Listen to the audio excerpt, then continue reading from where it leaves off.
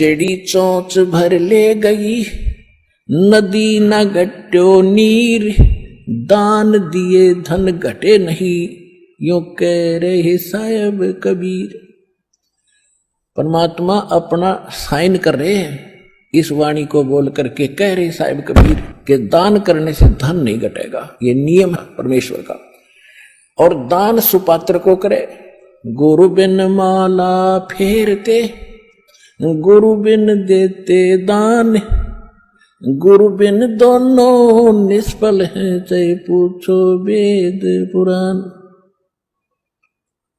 देते को हर देत है, जहां तहां से आण, अण देवा मांगत फिरो, फिर साहिब सुने ना कान। अब परमात्मा ने एक भूमिका करके दिखाई हमारे को कि साईं इतना दीजियो जिसमें कुटुंब समावे, एक धानक, एक जुलाहा, सुबह से लेकर शाम तक एक बारीक बारीक तार इकट्ठे करके धागे और कपड़ा बुनता है। एक दिन में मुश्किल से भी 5 फुट 10 फुट बना पाता है, 5 फुट 4 फुट, और बहुत लंबा सैकड़ों फुट का तार वो थान बनाना पड़ता है। ताना बनाते थे, वो हफ्ते में पूरा होता। उसकी जो मेन ताना मालिक को मिलता, उसमें से अपने परिवार के लिए जो आवश्यक सामग्री थी, खाद्य पदार्थ लाते और शेष बच जाते, उसको सत्संग और भंडारा में लगाया करते थे। इस प्रकार परमात्मा हमें उदाहरण देते हैं कि इस लोक में आप भगवान की भक्ति अवश्य करो, पूर्ण संत से प्राप्त करके, फिर परमात्मा एक्शन में आवेगा। और वैसे आप ये फार्मूले अपनाओगे तो सफल नहीं हो पाओगे, क्योंकि फिर आपके साथ काल रहेगा, ये मन है, और केवल वर्क डन मिलेगा आपको। यहां वर्क से भी अलग मिलेगा आपको, किस्मत से भी नारा देगा परमात्मा, क्योंकि हम परमात्मा से कुछ और मांग ही नहीं रहे, इतना ही मांगते कि हमारी भक्ति बनी रहे और हमें कोई आवश्यक वस्तु का अभाव ना हो, बस इतना सा। अब जैसे ये सोचते हैं अपने बच्चों के लिए ये बना दूं वो बना दूं। एक लाला जी था सेठ धनी, उसने अपने मुनीमों से एक दिन अपनी टोटल संपत्ति का, सारी संपत्ति का टोटल करवाया कि कितनी संपत्ति होगी। उन्होंने बताया जी इतनी होगी, मेरी कितनी पीढ़ी इससे निर्वाह कर सकती है। उन्होंने बताया कि जी आपकी 5 पीढ़ी तो बैठा खा सकती है, इतनी संपत्ति आपके पास, धन है। अरे भले आदमियों, फिर छठी क्या खाएगी? वो छठी क्या खाएगी? और कुछ विधि बताओ। तो उन्होंने कहा जी साधु संत बताते हैं, उनके सत्संग सुनने चाहिए। तो सत्संग में बताया गया कि भाई दान करे, जब धन चाहे तो दान करे, और दान से धन घना मिलता है। और दान में जैसे साधु संत भक्तों को जो दान कराया जा, वो ज्यादा लाभ देता है। जैसे यहां तो सारे साधु संत आते हैं, भगत, असली भगत तो यहां आते।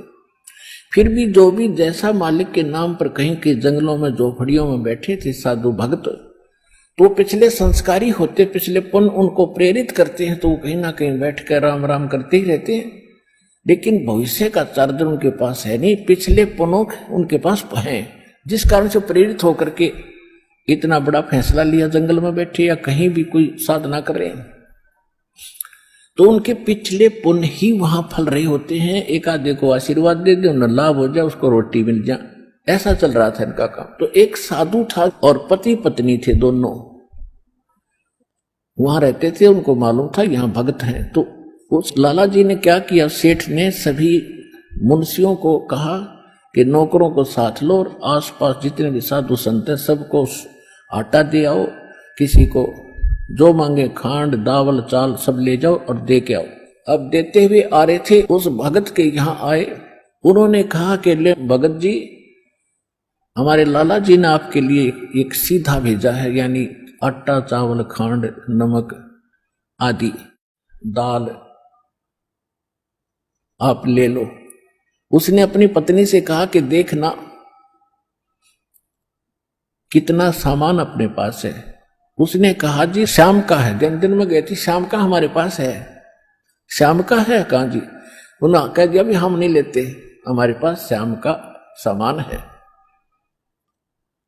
तो वो कहने लगे रे भगत फिर कल भी खा लियो। बोला कल की कल देखी जाएगी, अब नहीं ले हम। बोले कमाल की बात है। उन्होंने नहीं लिया तो वापस लेकर आ गए वो। सेठ ने पूछा तुम देके क्यों नहीं आए? वो एक और वहां भी था, उसने गिन रखे थे, सारे गिनवा रखे थे। उन्होंने कहा जी उन्होंने ये नहीं लिया। क्यों नहीं लिया? उसने ये कहा कि शाम का तो है, सुबह का भगवान और देगा, आप देगा, हम टेंशन नहीं लिया करते। अब उस लाला जी का सिकरो घूमया फिर दिमाग का। अरे तेरा गजब हुई हो, मैं तो छठी पीढ़ी का ठेका ले रहा हूं, सुबह की भी परमात्मा पर छोड़ दी। वहां से चलकर वहां आया, उसने पूछा कि भाई आप ऐसा निर्णय क्यों ले रहे हो, भूखे मरोगे? भूखे? वो कहने लगे भूखे मरा करें वो जो भगवान पर विश्वास नहीं करते। और हमें भगवान आगे से आगे देता उसने, क्योंकि ज्ञान सुन रखा था। लाला जी को बैठा लिया, कहते मां के पेट में जब आप थे किसने चिंता थी तेरी? हाँ यह तो बात सही है। जब आप मां के गर्भ से बाहर आए आपका दांत नहीं थे, आप रोटी चावल आटा नहीं खा सकते थे, और उससे पहले आपकी मां के सतन में दूध भी नहीं था, हक नहीं था। बाहर आते ही बालक कितना चिंतित है, आपको अमृत दूध पिलाया। अरे तू ठेकेदार हो रहा छठी पीढ़ी का, तेरी बुद्धि भ्रष्ट होगी लाला जी। और गधे की योनि में जागा तू। तेने बोला जी कि एक रूम तो मेरे गया कि एक रोनी कोड इकट्ठा कर लिया तने, पाप का भागी तू होगा, खाएंगी तेरी पीढ़ी। वो अपनी किस्मत साथ लेकर आएंगी, तेरे भरोसे नहीं है। अब क्या करूं, मैं तो मेरे गया जो बोला इसने बांट दे, धर्म कर दे, तेरी जान बचेगी। तब उस लाला जी ने वो भंडारा शुरू किया, धन भी नहीं बचेगा तेरा। तो कहने का भाव यह है पुण्यात्मा, हम तो बहुत लंबा चौड़ा हिसाब लाए बैठे हैं, एक पल का भरोसा नहीं। देखो अंत में आपने इस स्थिति में आना पड़ेगा, और जिस स्पीड पर आप चले इसका कोई अंत नहीं।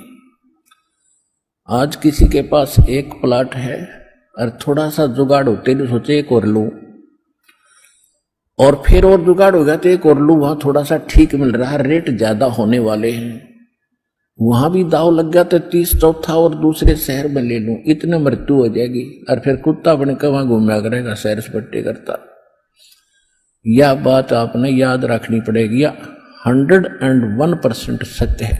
अब जो आपको दास ने परमात्मा की वाणी सुनाई थी कि सुरपति दुखिया भूपति दुखिया, अरे रंग दुखी बपरीति हो। अब सुरपति देवताओं का राजा इंद्र बहुत दुखी, इसका इतिहास पढ़ के देखियो इंद्र का पुराणों में। कहते हैं एक बार एक ऋषि ने इसको श्राप दे दिया इंद्र को, उसका स्वर्ग उजड़ गया, और इंद्र मांगता फिर जंगल में धक्के खा रहा। और फिर कभी देखते हो राक्षसों ने चढ़ाई कर दी, देवताओं का राक्षसों का लठबाज रहा है झगड़ा हो रहा है, और मृत्यु के बाद फिर इंद्र गधा बनता गधा। तो यहां कहते हैं सुरपति दुखिया भूपति, सारी पृथ्वी का राजा भी दुखी, और रंग दुखी बप्रीति हो। निर्धन तो स्वाभाविक दुखी, उस पर सारी आपदाएं आती ही हैं जब तक वो भगवान की शरण में नहीं आता। जब वो परमात्मा की पावर से जुड़ जाता फिर रंग हो और चाहे राजा हो, परमात्मा तो उनको सब अपने हिसाब से डील करेगा। फिर परमात्मा कहते हैं कहे कबीर और सब दुखिया, एक संत सुखी मन जीती हो। अब आपने मन जीतना पड़ेगा, आपने मन जीती बनना पड़ेगा। कैसे? जैसे एक रंका और बंका नाम के दो पति पत्नी भगत थे, और परमात्मा आए हुए थे। परमात्मा क्या करते हैं, आपको वेदों से भी प्रमाणित किया है कि जब चाहे कहीं पर भी एक साधु संत रूप बनाकर वो कुछ समय उस क्षेत्र में रहा करके क्योंकि वहां उनकी कुछ पुण्य आत्माएं होती थी, उनको फिर से चार्ज करते थे, ज्ञान सुनाते थे, माया से हटाते थे और भक्ति में जोड़ कर उनके पुण्य कर्म बना के वहां से अंतर्ध्यान हो जाते थे। और उसी समय नामदेव जी महाराष्ट्र के अंदर, नामदेव जी छिप्पी जाति में ये भी प्रकट थे। ये पहले ओम नाम का जाप करते थे। ये पिछले जन्म के पुण्यकर्मी प्राणी ही होते हैं जिनमें बचपन से ही परमात्मा की तड़प होती है। तो ओम नाम का जाप करते थे ओनली, और उस समय भी उन्होंने काफी चमत्कार दिखा दिए थे। लेकिन फिर परमात्मा आए और उस प्यारी आत्मा को समझाया कि इस ओम से ऊपर एक और मंत्र है। अकेले ओम का मंत्र तो इस ब्रह्म का है, और इस जेल से छूटने के लिए 3 मंत्र का जाप है। ओम तत्सत, और तत् और सत ये सांकेतिक है। अब नामदेव जी को काफी मालिक ने समझाया, तब उनकी समझ में आई। फिर उनको सतनाम दिया, यानी दूसरा मंत्र भी साथ दिया। फिर वो उसका जाप करने लगे। अब गरीबदास साहिब जी ने बताया कि नम छिपा ओम तारी, पहले केवल ओम में लो लगा रखी थी, ओम में लगन थी और कोई जाप नहीं करता था। और पीछे सोहम भेद विचारी, बाद में उन्हें सोहम का ज्ञान हुआ। और सार शब्द इन दोनों से ऊपर है, सोहम ऊपर और है, सत्सुकृत एक नाम गरीबदास जी ने अपनी वाणी में लिखा है। कहते नामा छिपा ओम तारी, पीछे सोहम भेद विचारी, और सार शब्द पाया जद लोई, आवागमन बहुत डावी। तब नामदेव जी का कल्याण हुआ। जब परमात्मा आए हुए थे उनको सार नाम दिया नहीं था, मालिक समझाया करते थे, सतनाम प्राप्त था। लेकिन पिछले संस्कार और इतने प्रबल थे। एक दिन नामदेव जी जा रहे थे कहीं से, और साथ में रास्ते में एक मंदिर था। मंदिर में ब्राह्मण लोग अपनी आरती उतार रहे थे, और आरती उतार रहे थे, बड़ी लय से गा रहे थे। नामदेव जी के भी वो परमात्मा की आरती का धुन लगी। वो तो घंटियां बजा रहे थे, कोई ऐसे झालर पीट रहा था, लगा रहा था, और उसने अपनी दोनों जूती निकाल ली, जूती होती थी, दोनों निकाल ली, उनको ऐसे बजाते हुए, और वो आरती गाते हुए ब्राह्मणों के बीच में घुस गए भगवान के दर्शनार्थ मंदिर में। अब पंडितों ने देखा कि ये छोटी जाति का हाथों में जूते लेकर आ गया हमारे बीच में, इसने तो भ्रष्ट कर दिया भगवान के मंदिर को। और वो धुन में लगे हुए थे, उनको धक्का में दावा नहीं, वो अपने मंडरे उसको पकड़ कर जबरदस्ती घसीट के और मंदिर के पीछे पटक दिया। वो वहां पड़े पड़े भी ऐसे आरती गा रहे और जूतियों से पीट रहे। परमात्मा ने वो मंदिर का मुख नामदेव की तरफ कर दिया। पंडित जी पिछली साइड में पिटे झालर पीछे न खड़े।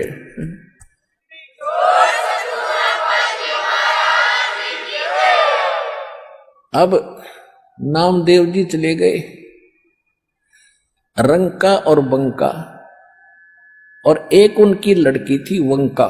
नामदेव जी रंका और वंका के घर अधिक जाते थे, क्योंकि वो भी परमात्मा के शिष्य थे। जब परमेश्वर साधु रूप में वहां आ रहे थे, गुरु रूप में रहा करते थे। अस्थायी सटे उनका कुछ समय का था वहां पर। तो जो ही वो उस रंका बंका के घर गए नामदेव जी, और वो लड़की उन भक्तों की, रंका और बंका की, एक पट्टी तैयार करे थी, जैसे अपने देसी औषधि बना के हल्दी कूट के तेल में पका के। नामदेव ने पूछा, बहन क्या कर रहे हो ये? वो कहने लगी, भाई तेरे खोदे हुए खड्डे आंट रही हूं। अब मैंने क्या कर दिया कि भाई तू कतई नहीं मानता, भगवान गुरुदेव जी कितना संकेत करते हैं, भाई तुम अपनी यह हंगामा मत दिखाया करो, अपनी शक्ति का प्रदर्शन ना करा करो, थारा भट्ठा बैठ जाएगा। पर भाई तुम बाज नहीं आता। और भक्तों की इज्जत रखने के लिए भगवान को दुख उठाना पड़ता है। तेरे को क्या जरूरत थी वहां उस मंदिर में घुसने की। और जब तेरे को बाहर पटक दिया ना भगवान की इज्जत का, तेरी इज्जत नहीं भगवान की इज्जत थी वहां पर। भगवान का नाम लेनिया नहीं रहे वो कोई, सबको पता था कि उसका भगत है, उस गुरु का परमात्मा नाम बदल कर वहां रह रहे थे। और क्या बनती बेरा तुझे, तेरे को जरा सी लगती है तू आंख नहीं खोलता। और परमात्मा ने तेरा मंदिर फेरा ना, उनके हाथों के चोट लागी, हाथ लाल हो गए, उनके जख्म हो गए भाई। गुरु बता रहे थे मेरे तीन बेटी, वो मानता कोई ना, बहुत बार समझा लिया, आज उसने ऐसे ऐसे कर दिया और मैं वहां गया था उसका मंदिर फेर के आया हूं भक्ति की इज्जत रखने के लिए। और गुरु जी का हथम जख्म हो रहे हैं, चाल दिखाऊंगी। अब वो लेकर गए, पट्टी बांधी, नामदेव पढ़कर तरुणों में रोने लग गया, महाराज मेरे से गलती होगी। बेटा भक्ति भाव में गुरु जी के आदेशानुसार चलना चाहिए आपने, जी आगे से ऐसी कोई गलती नहीं करूंगा, मेरे से माफ करो। अब उसको आगे भी पढ़ाई पढ़ानी थी, ये यहां इसको रोकना जरूरी था, अगले भक्ति देनी थी, सारनाम देना था। इन बकवादों में सारनाम थोड़ा ही फलेगा। चुप हो गया, अगली नहीं गलती करूंगा।